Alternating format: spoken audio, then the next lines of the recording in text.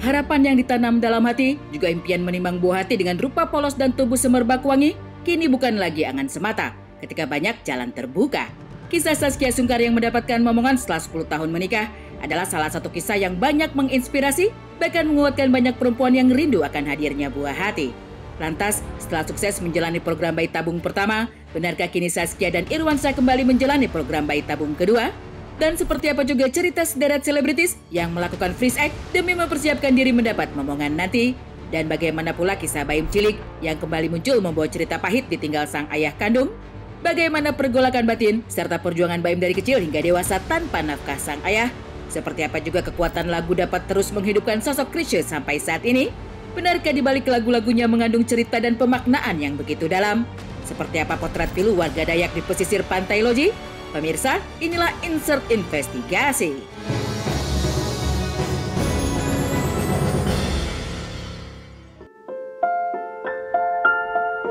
Mengasuh satu anak dalam limpahan cinta dan kasih sayang tampaknya begitu membahagiakan bagi Saskia Sungkar.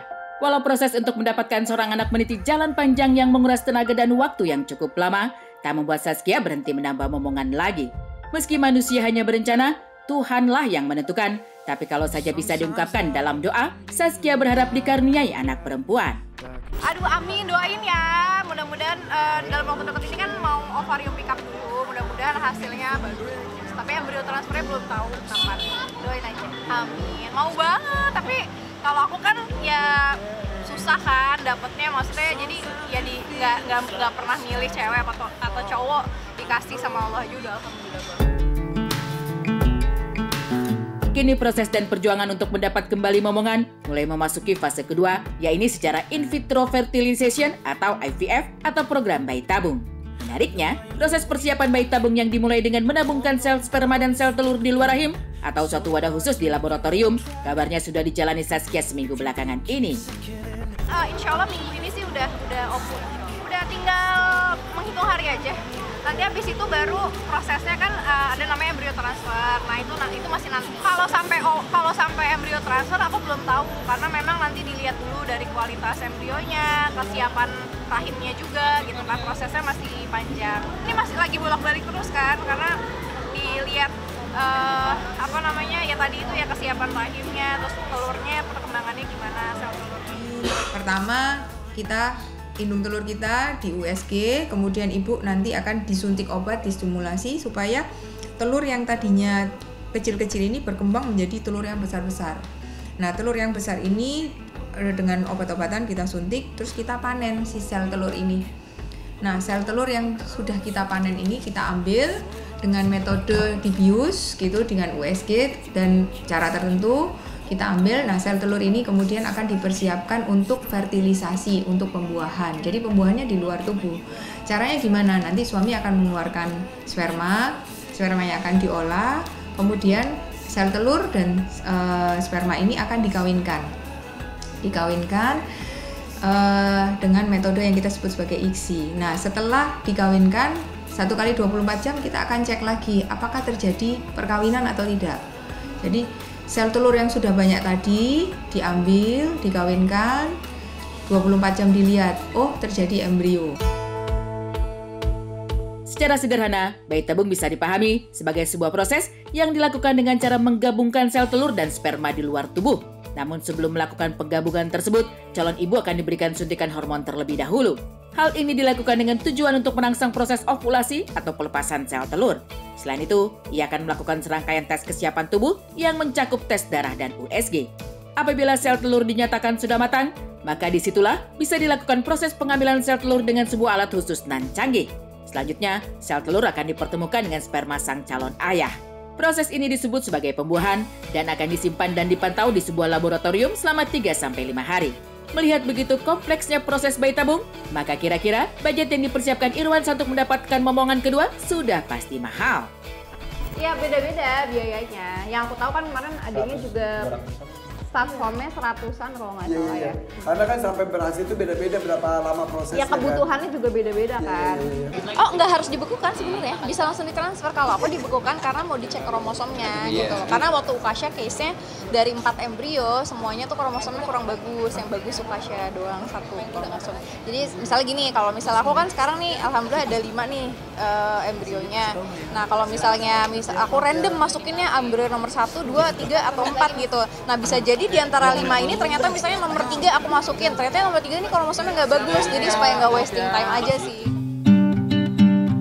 Memang tadi pungkiri, program bayi tabung tahap kedua yang dijalani Irwansyah dan Saskia kali ini sedikit banyak dimudahkan. Selain karena sudah belajar dari pengalaman sebelumnya, secara mental pun Saskia lebih kuat. Berbeda dengan program bayi tabung pertama, di mana Saskia sempat menjalani operasi polip rahim sebelum proses transfer embrio dilakukan. Di momen inilah, Irwansyah selaku suami mengaku sempat panik dan ketakutan ketika melihat Saskia cukup lama dioperasi.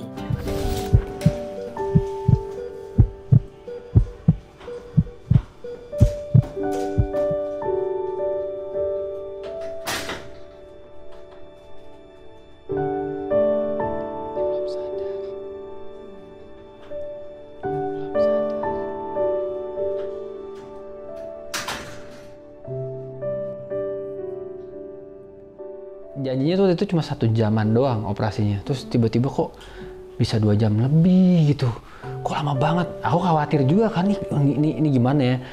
Aku kan di kamar operasi sendiri kan, nungguin kamu apa segala macem. Dari yang ngaji, waduh nih ngaji udah capek juga nih udah kan, karena bilangnya cuma 1 jam kan. Terus sampai mulai panik ya? Aku mulai panik, mulai keluar terus. Akhirnya aku ke bawah, emang ruang operasinya di bawah kan. Aku ke bawah, terus itu belum keluar juga ya, gini. Tapi bilangnya 1 jam doang loh, gini. Iya berarti ya memang harus ada ini mas, ini. Oh ya udah. Perjuangan panjang melewati proses yang melelahkan, serta berkali-kali gagal, Irwansyah dan Saskia tiada henti berikhtiar. Di sisi lain, dukungan keluarga, sahabat, dan orang-orang terdekat menambah semangat dan menguatkan Saskia selama menjalani proses bayi tabung ini. Dan setelah 9 hari lamanya menunggu, embrio yang ditanam berhasil bertahan dan Saskia dinyatakan hamil. Kabar kehamilan pertama ini pun langsung disambut keluarga dengan tangis haru dan bahagia. Tapi alhamdulillah karena waktu juga ya akhirnya keluarga supportnya Masya Allah banget. Shirin tuh Masya Allah banget ya, udah mama aku, papa semuanya lah pokoknya, Irwan apalagi selalu di samping aku. Selalu kasih semangat dan yang pasti yang pertama doa ya. Doa orang tua tuh udah Masya Allah banget. Sampai aku bener-bener pas aku tahu nih sesusah ini gitu, aku sampai ke mama, aku nangis, aku minta maaf kalau aku masih ada ngeganjel gitu, aku bikin dosa atau apa nyakitin hati mama, aku minta banget sama mama maafin aku cium kaki mama di situ. Mama yang ikhlas, mama bener-bener harus ridho karena Kia panjang banget nih mah prosesnya gitu, dan embrio Kia cuma 1 mah, kalau misalnya sampai Kia gagal Kia harus ngulang lagi dari nol. Mama doain Kia ya gitu. Ya alhamdulillah mamaku juga nangis kan waktu itu. Dan kerinduan Saskia menimang buah hati di dalam keluarga barangkali juga adalah kerinduan yang sama dengan apa yang dirasakan Dewi Persik. Pedangdut berjuluk Si Goyang Gergaji ini memang ingin sekali memiliki momongan. Hanya saja waktu untuk DP belum tiba. Dan baru-baru ini DP membuat pengakuan mengejutkan bahwa dirinya baru menjalani program pembekuan sel telur. Ternyata aku memutuskan untuk mempunyai anak di usia 40 atau di usia 45, aku masih bisa dengan sel telur aku yang di usia 38 tahun. Jadi alhamdulillah kan ada 7 telur yang sudah aku taruh. Nah, ketika kita melakukan program IVF itu sudah menandakan bahwa kita itu sehat, subur. Kita tidak mandul.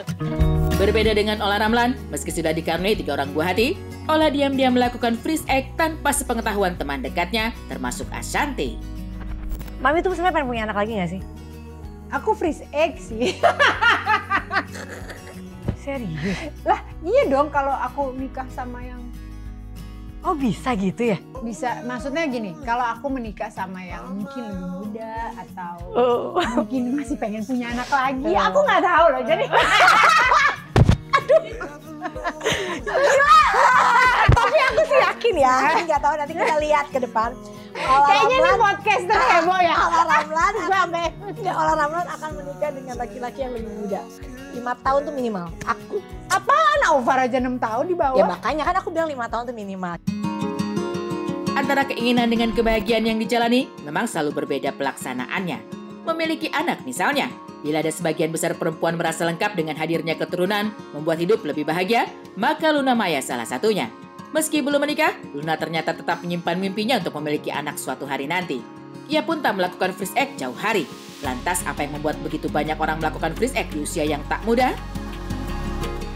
Dan one day aku juga masih pengen punya keluarga, one day aku masih pengen punya anak. Jadi mumpung masih muda dan masih bagus sel telurnya, aku ambil dan bekukan. Tapi not necessarily aku one day harus pakai yang udah aku simpen.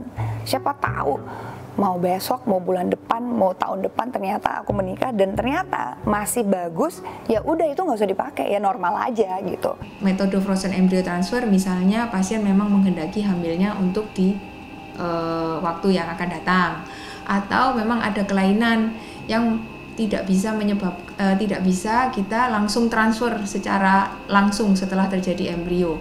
Misalnya rahimnya terlalu besar, perlu obat-obatan yang lain, atau pada protokol stimulasi ini tidak memungkinkan kita untuk mentransfer secara langsung embrio yang sudah jadi di siklus tersebut. Jadi, proses bayi tabung itu seperti itu. Dari kisah perempuan yang merindu hadirnya momongan, seperti apa juga kisah pahit Baim Cilik yang membongkar cerita suram tentang pengalamannya tak dinafkahi sang ayah? Seperti apa perjuangan Baim ketika ditinggal sang ayah membawa serta uang tabungannya? Saksikan sesaat lagi hanya di Insert Investigasi.